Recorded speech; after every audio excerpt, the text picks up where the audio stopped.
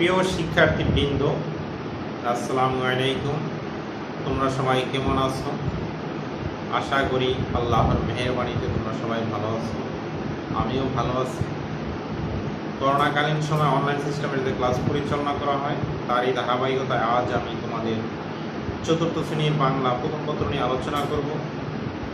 আজকে আলোচনার বিষয় হচ্ছে পাখির জগৎ।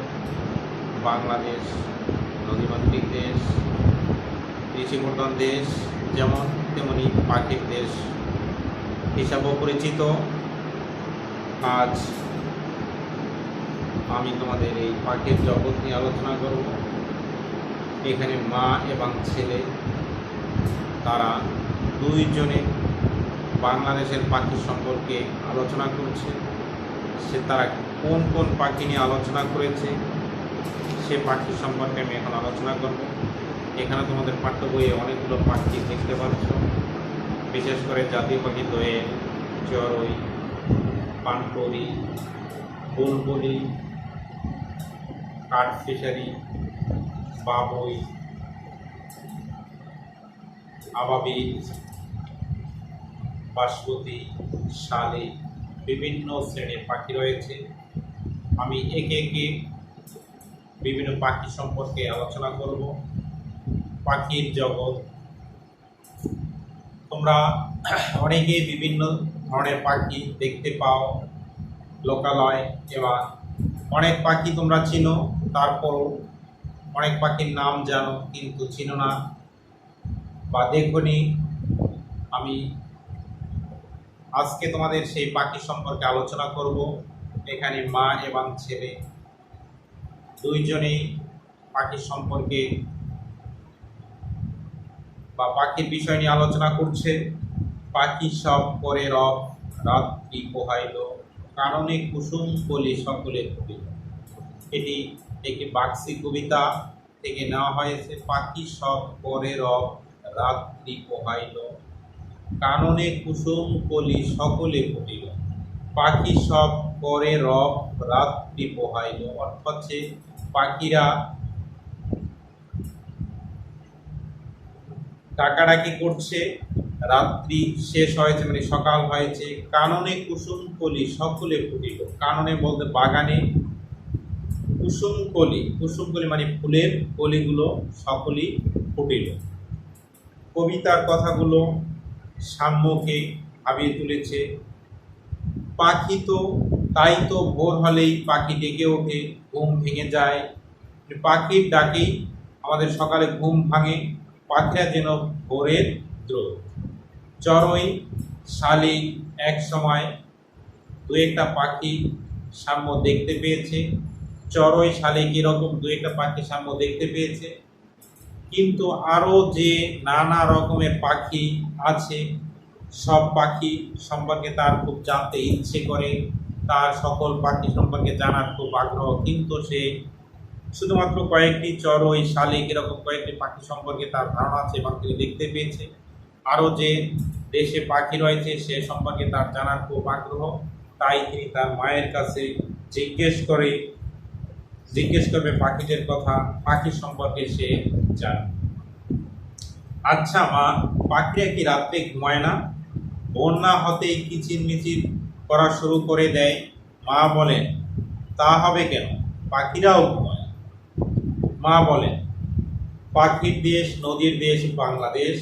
আমি আগেই বলেছি, যেমন আমাদের ধানের দেশ, গানের দেশ, নদীর দেশ, পাখির দেশ, এগুলো সবগুলোই হচ্ছে আমাদের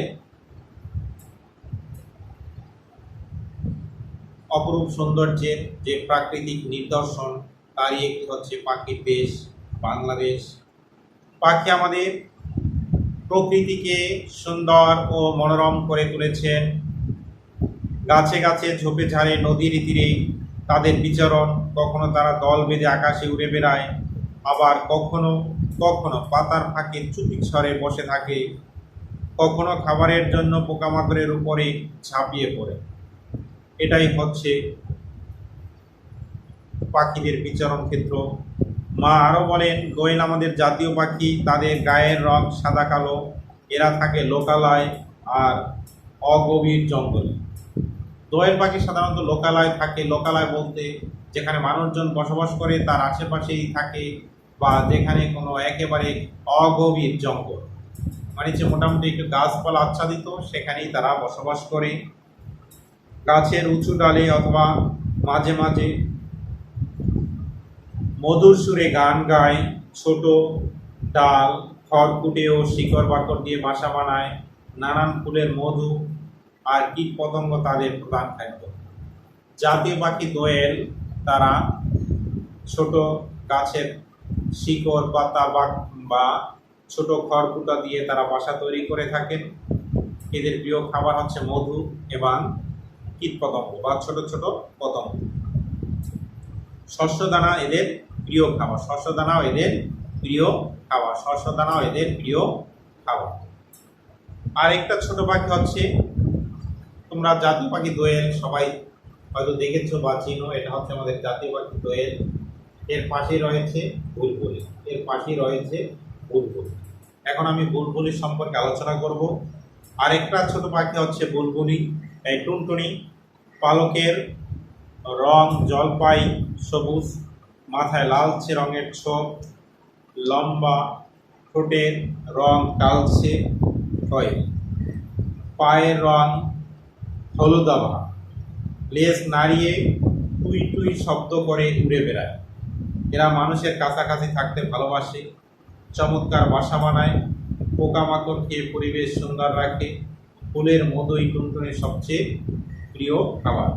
ফুলের মধুই হচ্ছে টুনটুনির সবচেয়ে প্রিয় খাবার। এরপরে রয়েছে চড়ুইয়ের মতো চঞ্চল স্বভাবের আরেকটি পাখি হচ্ছে বুলবুলি। বুলবুলির মাথা ও গলা কালো, মাথার উপরে রাজকীয় কালো জুটি রয়েছে। মাথার উপরে একটা কালো জুটি রয়েছে। এর তলপেট সাদা এবং তলপেটের শেষে লাল ছোপ। এরা খুব দ্রুত উঠতে পারে। পানির সঙ্গে যা শক্ত, এই পাখিটির নাম হচ্ছে পানকড়ি। এখানে একটা পাখি দেখতে পাচ্ছ, পানকড়ি। দেখতে কালো, কাকের চেয়েও বেশি কালো এবং ঠোঁটটা একটু বড়। এরা পানির সাথে শক্ত বলতে পানিতেই তারা সাঁতার কাটে এবং এদের প্রধান খাদ্য হচ্ছে মাছ। এই পাখিটির নাম হচ্ছে পানকড়ি। এরা পুকুর, খাল, বিল এদের বিচরণ ক্ষেত্র। এরা কুচকুচে কালো। এই পাখি ডুব দিয়ে 3 মিটার পর্যন্ত সাঁতরাতে পারে। এদের পায়ের পাতা হাঁসের পাতার মতো, ঠোঁট তীক্ষ্ণ আর বাঁকানো। এরা জলজ কীটপতঙ্গ খেতে ভালোবাসে। এরা জলজ কীটপতঙ্গ খেতে ভালোবাসে।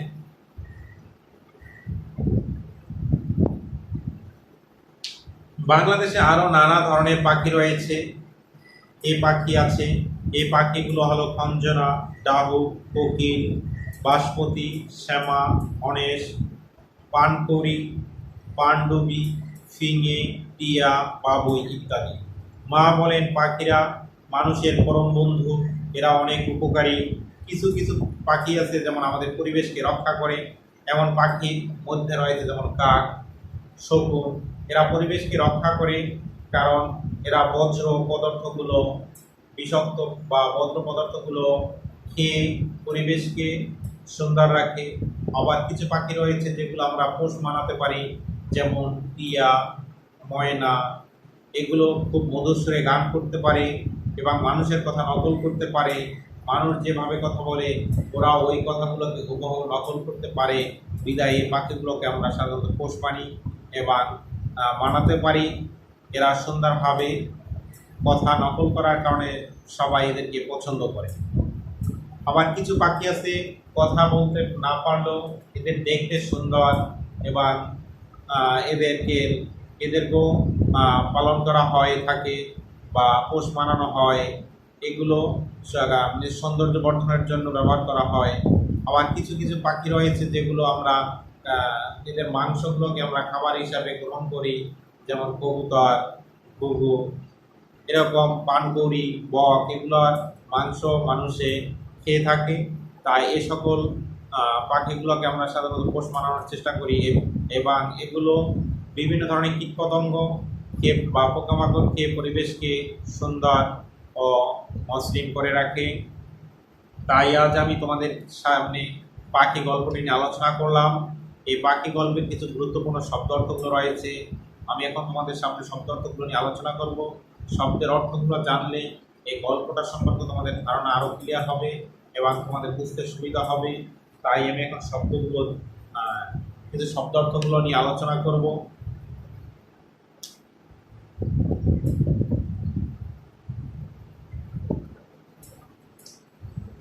এক নং,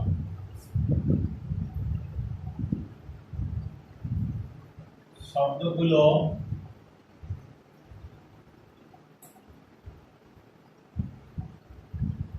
পাঠ থেকে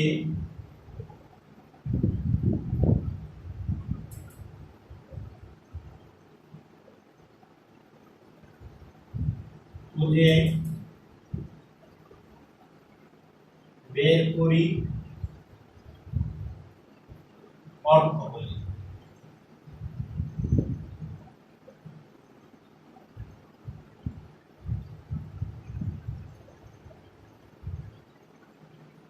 শব্দগুলো পাঠ থেকে খুঁজে বের করি এবং অর্থ বলি।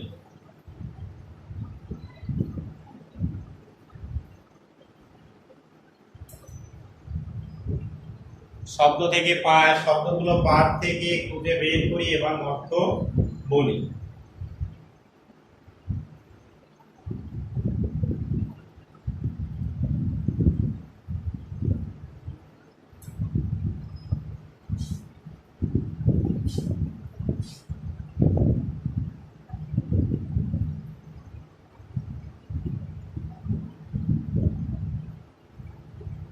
প্রথমে রয়েছে বিচরণ।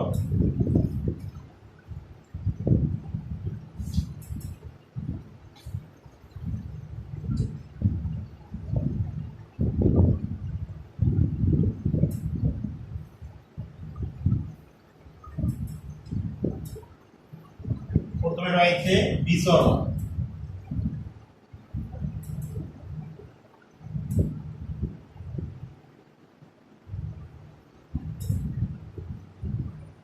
বিচরণ,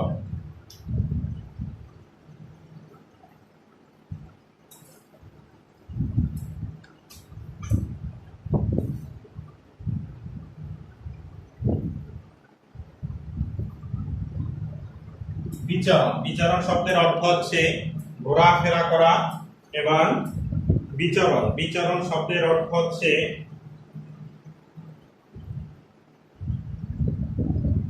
বেরানো বা ঘোরাফেরা করা। বিচরণ বেরানো বা ঘোরাফেরা করা।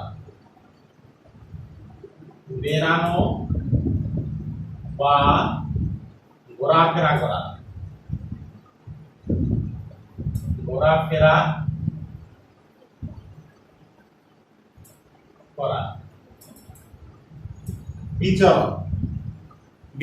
বিচরণ শব্দের অর্থ হচ্ছে বেরানো বা ঘোরাফেরা করা। বিচরণ শব্দের অর্থ হচ্ছে বেরানো বা ঘোরাফেরা করা। বেরানো বা ঘোরাফেরা করা। এরপর রয়েছে চমৎকার। চমৎকার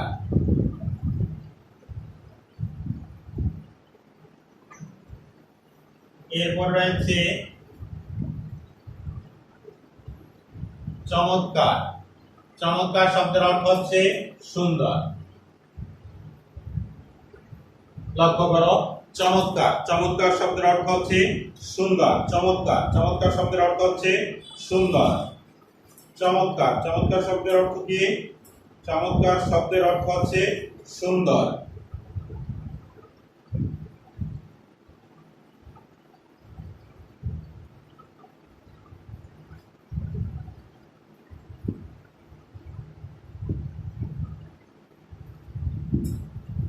এরপর রয়েছে পরিবেশ। পরিবেশ পরিবেশ পরিবেশ পরিবেশ শব্দের অর্থ হচ্ছে চারপাশের অবস্থা। চারপাশের অবস্থা।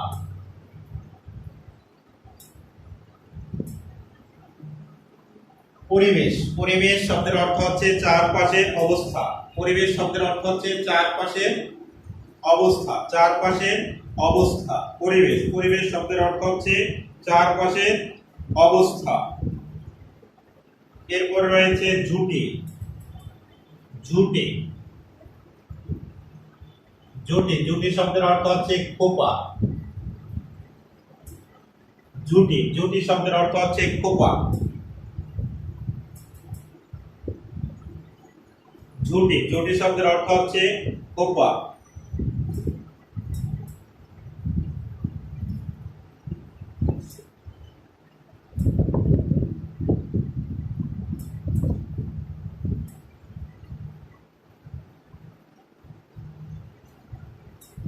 তারপরে রয়েছে নাশ,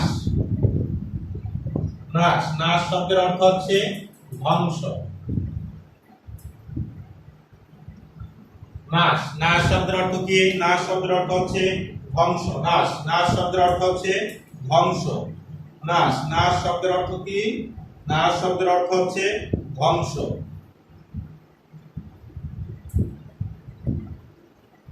এরপর রয়েছে দ্রোত, দ্রোত শব্দের অর্থ হচ্ছে বার্তাবাহক, বার্তাবাহক। দ্রোত, দ্রোত শব্দের অর্থ হচ্ছে বার্তাবাহক। দ্রোত, দ্রোত শব্দের অর্থ বার্তাবাহক। দ্রোত শব্দের অর্থ হচ্ছে বার্তাবাহক। দ্রোত, দ্রোত শব্দের অর্থ কি? দ্রোত শব্দের অর্থ হচ্ছে বার্তাবাহক।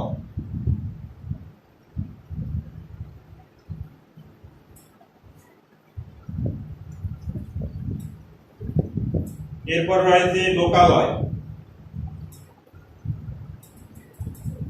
লোকালয়,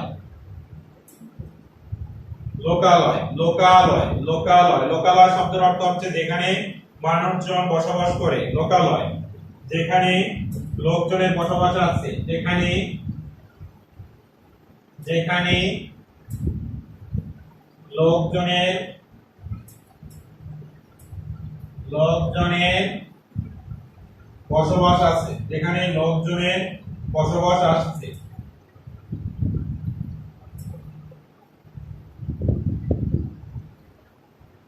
আছে। লোকালয়, লোকালয় শব্দের অর্থ হচ্ছে যেখানে লোকজনের বসবাস আছে। লোকালয়, যেখানে লোকজনের বসবাস আছে। লোকালয়, লোকালয় শব্দের অর্থ হচ্ছে যেখানে লোকজনের বসবাস আছে। এরপর রয়েছে সখ্য, সখ্য, সখ্য শব্দের অর্থ হচ্ছে বন্ধুত্ব, বন্ধুত্ব বা ভাব, বন্ধুত্ব বা ভাব। তাহলে এখানে যে শব্দগুলো রয়েছে, বিচরণ, বিচরণ শব্দের অর্থ হচ্ছে বেরানো বা ঘোরাফেরা করা। বিচরণ শব্দের অর্থ হচ্ছে বিচরণ, বিচরণ শব্দের অর্থ হচ্ছে বেরানো বা ঘোরাফেরা করা। চমৎকার, চমৎকার শব্দের অর্থ হচ্ছে সুন্দর। পরিবেশ, পরিবেশ অর্থ হচ্ছে চারপাশের অবস্থা, চারপাশের অবস্থা। জুটি, জুটি শব্দের অর্থ হচ্ছে খোপা। নাশ, নাশ শব্দের অর্থ হচ্ছে ধ্বংস। দ্রোত অর্থ হচ্ছে বার্তাবাহক, দ্রোত শব্দের অর্থ হচ্ছে বার্তাবাহক। লোকালয়, যেখানে লোকজন বসবাস আছে, যেখানে লোকজনের বসবাস আছে। সখ্য, সখ্য শব্দের অর্থ হচ্ছে বন্ধুত্ব বা ভাব। এরপরে শব্দ কিছু শূন্যস্থান রয়েছে, যেমন এখানে কিছু শূন্যস্থান রয়েছে। ঘরের ভিতরে শব্দগুলো দিয়ে খালি জায়গায় বসিয়ে বাক্য তৈরি করি। যেমন এখানে আছে উপকারী একটা শব্দ, লোকালয়, পরিবেশ এবং কীটপতঙ্গ। এই কয়েকটা শব্দ রয়েছে। এই শব্দগুলো দিয়ে শূন্যস্থানগুলো পূরণ করতে হবে। যেমন নানা ফুলের মধু ও ড্যাশ পাখিদের খাবার। এখানে নানান ফুলের মধু ও কীটপতঙ্গ হচ্ছে পাখিদের প্রিয় খাবার। চড়ুই পাখি ড্যাশ থাকতে বেশি পছন্দ করে। চড়ুই পাখি লোকালয় থাকতে বেশি পছন্দ করে। চড়ুই পাখি ড্যাশ থাকতে পছন্দ করে। চড়ুই পাখি লোকালয় থাকতে বেশি পছন্দ করে। আমাদের ড্যাশ রক্ষার প্রতি সচেতন হওয়া উচিত। আমাদের পরিবেশ রক্ষায় বেশি সচেতন হওয়া উচিত। পাখিরা মানুষের বন্ধু, এরা অনেক উপকারী। পাখিরা মানুষের বন্ধু, এরা অনেক উপকারী। এরপরে 3 নঙে রয়েছে যুক্ত বর্ণগুলো দেখি এবং বর্ণগুলো দিয়ে গঠিত শব্দগুলো পড়ি এবং লেখি। এখানে হচ্ছে যুক্ত বর্ণের ক্ষেত্রে আমাদের যা করতে হবে, যে যুক্ত যে বর্ণগুলো রয়েছে সেগুলো ভেঙে বিশ্লেষণ করতে হবে এবং নূতন শব্দ তৈরি করতে হবে। যেমন এখানে রয়েছে নয় দ, ন যোগ দ, মন্দ ছন্দ, নিয়োজ, জ যোগ ইয়, আজ্ঞা বিজ্ঞ, ও গ, ও যোগ গ, মঙ্গল রঙ্গ, ময় ব, ম যোগ ব, কম্বল সম্বল ইত্যাদি। এই যে শব্দগুলো রয়েছে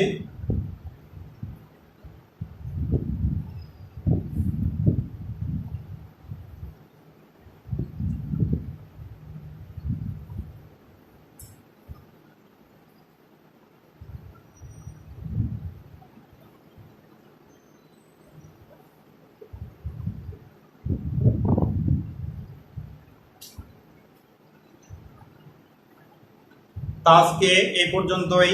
সবাই ভালো থাকো, সুস্থ থাকো এবং বাসায় থেকে তোমরা লেখাপড়ার কার্যক্রমগুলো পরিচালনা করো এবং সামনে যে বার্ষিক পরীক্ষা আসবে সেই পরীক্ষার জন্য ভালোভাবে তোমরা প্রস্তুতি গ্রহণ করো। সবাই ভালো থাকো, সুস্থ থাকো। আল্লাহ হাফেজ।